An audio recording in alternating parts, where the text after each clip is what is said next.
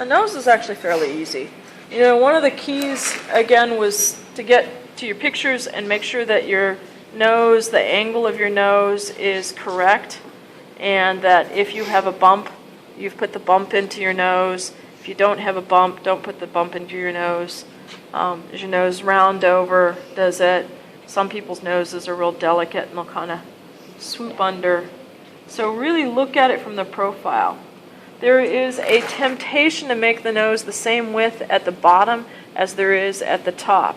And your nose is going to taper inward. So like I've got a swooping nose right now, but that nose is going to get narrower at the bridge.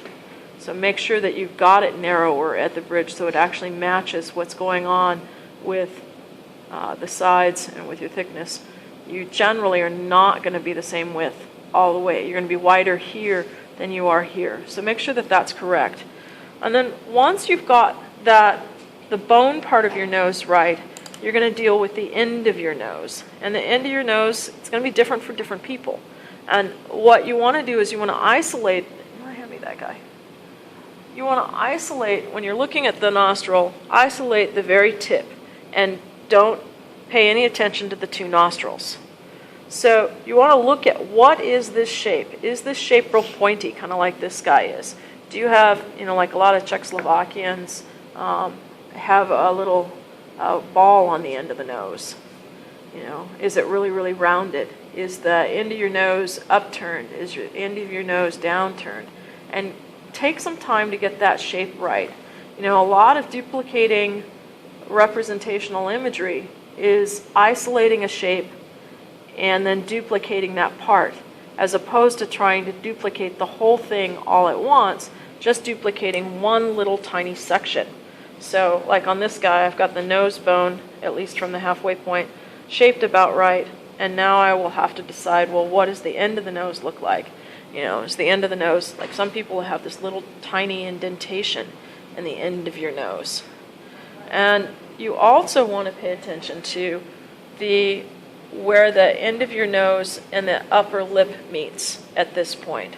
So, on this guy, your upper lip is going to be somewhat triangular, and the end of your nose, she's got a big nose, doesn't she? Profile. Yeah, you did my nose.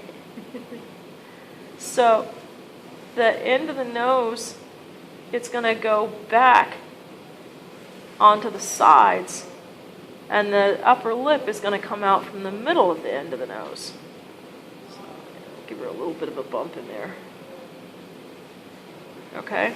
So once you've got that shape right, and not worrying about the nostrils, you then are going to cut out a little piece that's for the nostril and put the nostril in on the side. And the nostril will come down the side of the nose. So it's kind of like a little teardrop kind of shape for most people. And it'll blend in on the top, and you kind of poke a hole in the bottom, and you'll have this spot that hangs down a little further than the rest of the nose for most people. And that's something that you want to look at, is what is that line underneath there. So then at the half scale, and doing both of the nostrils at the same time, just like doing both of the eyes at the same time, is usually a pretty good idea. So, like I can see that that's probably way too big for that. So I'm going to take and trim that down.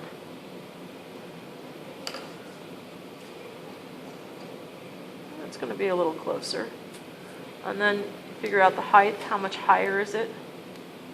Press it into place, and then you may end up pinching and trimming off until you get that shape of the upper nostril. You can see again, it's just a matter of like isolating one shape versus the other. And then I'll take my tool and I'll pick the boogers out of the nose. And you can see that now it needs some shaping, it needs some, touching up and stuff, but that's actually a fairly natural, slightly pointy nose. I think it's a little too long still. Alright. So, and her nostrils might be a little flared. Not too bad. So I've done the one, I'm going to work on the other one kind of roughly at the same time, It's best to shape both nostrils exactly at the same time. That way you get them the same shape and you're working back from the same shape. Okay. So, and you may need to press them in, you may need to trim them a bit until you get that shape right. Okay. Put my finger under there. Kind of hold the nostril open. And shave it down until I've got that shape right. And don't worry about, you know, kind of messing up the surrounding area too much. All right. You know, so there's the big guy nostril. Do keep that little crease around the outside edge.